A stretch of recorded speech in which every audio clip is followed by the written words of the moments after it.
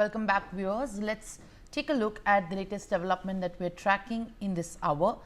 India ripped into Pakistan at the United Nations, pointing out how New Delhi has aced on the security, social and financial parameters, while Islamabad remained steeped into deep terrorism, fanaticism and serial borrowing.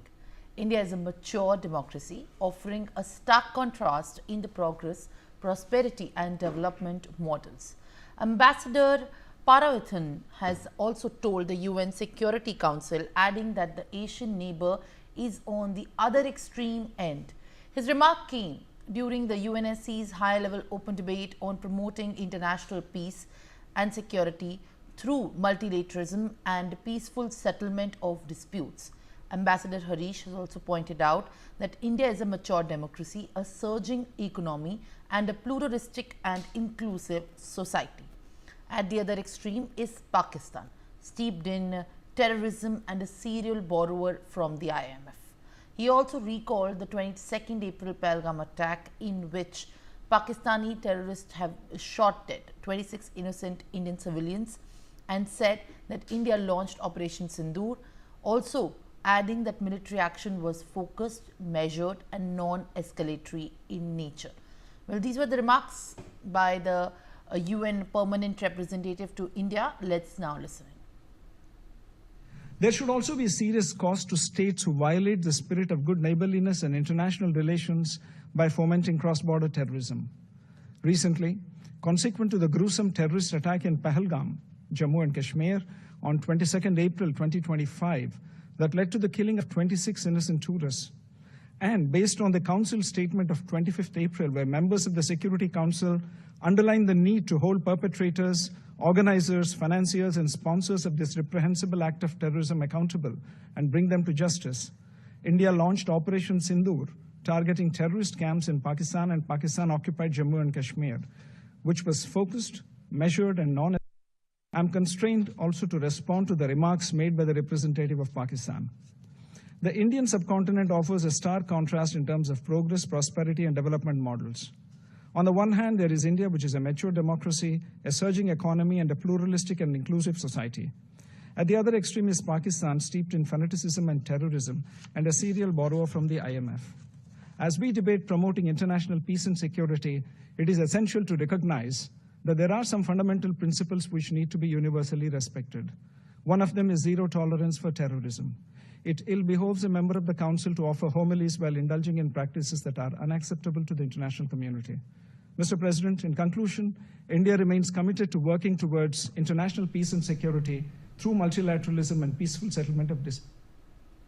My colleague Brian Thomas joins me, viewers, for the latest updates that he can add. Now, Brian, what we see is also a big statement at the UNSC as far as Pakistan's nature is concerned, especially in the wake of the action that has been taken by India initiating a measured attack on Pakistan after the 22nd Pahalgam attack. How are you in fact picking up the details as the big statement, the remarks by the permanent representative at the UN Security Council is concerned? Well, clearly now India came down heavily on Pakistan at the UNSC, calling it a nation steeped in fanaticism and terrorism and holding it responsible for fostering cross-border terrorism.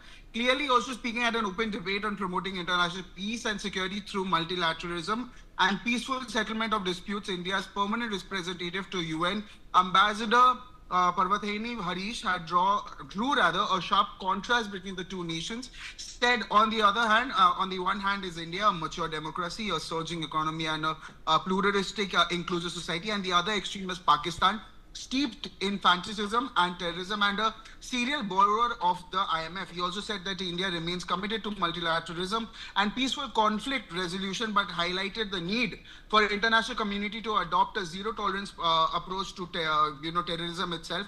And clearly also he said that there should be a serious cause for states violating the spirits for good neighborhood by forming cross-border terrorism and fomenting cross-border terrorism. And after the gruesome April 22 terror attack in Pahalgam that killed 26 tourists, And in line with the UNSC's April 25 statement demanding accountability, India launched Operation Sindoor, which was a focused, measured, and non-escalatory strike on terror camps in Pakistan and Pakistan-occupied Jammu and Kashmir. And upon achieving its objectives, military activity was seized at Pakistan's request itself. Yes. All right, Brian, thank you very much for the latest inputs. Now, also joining me live on the telecast viewers is defense expert Major General A.K. Cites. Appreciate you, Major General, for joining me this morning on the telecast. We speak about what happened at the UNSC. India has reaffirmed its resolve and commitment to the international peace and security through multilateralism and peaceful settlement, while also making a direct attack at Pakistan for continuing its terroristic approach and also the attacks on the Indian soil, claiming the lives of 26 people. That has still also been taken up at the UNSC, where high-level open debate was taking place. How do you look forward to the remarks and the big statement that has been made by the Ambassador Parvathaneni Harish at the dialogue? No doubt, Shivran, as far as India is concerned, India completely exposed Pakistan in the debate which has taken place. In fact, it was an open debate, which basically objective was to achieve peace and security through multilateralism and also by settling a dispute by peaceful means. India has basically shown to the world, the comparison of the two countries.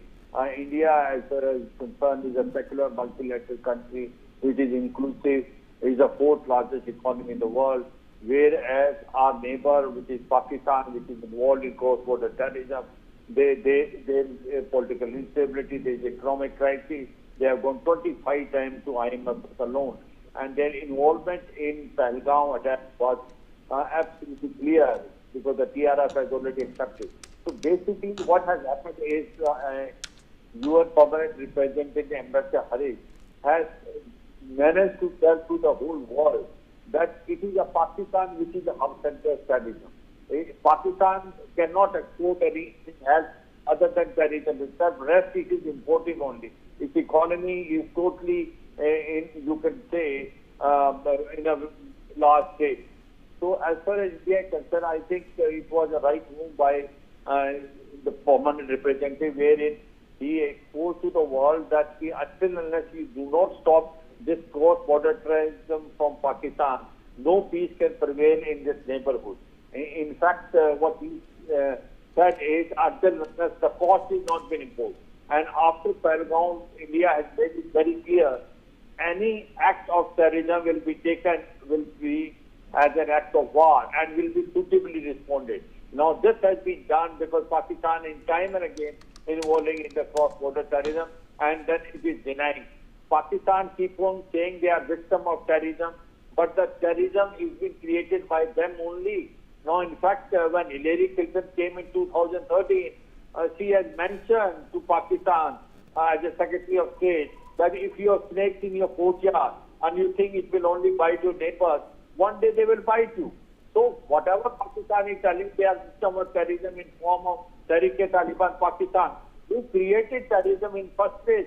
It is Pakistan itself. That is the point which has to be understood, that Pakistan has to bend its ways in case you want peace in South Asia. And Pakistan still differentiates between good and bad terrorists. Those terrorists which stand toward India, Lashkar-e-Toba, Jaise Mohammed, we call them a good terrorist. And the terrorists which are hitting them hard, like Tehrik-e-Taliban Pakistan, we call them a bad terrorist. Unless you stop differentiating between good and bad terrorists, the war on terrorism cannot be won. And that is what the Indian Ambassador Harish has exposed Pakistan, that Pakistan has a double standard. Pakistan. All right, Major General A.K. Cites, thank you very much for your deep comments on this. In fact, now it's time to shift our focus with the latest updates coming in. Now, the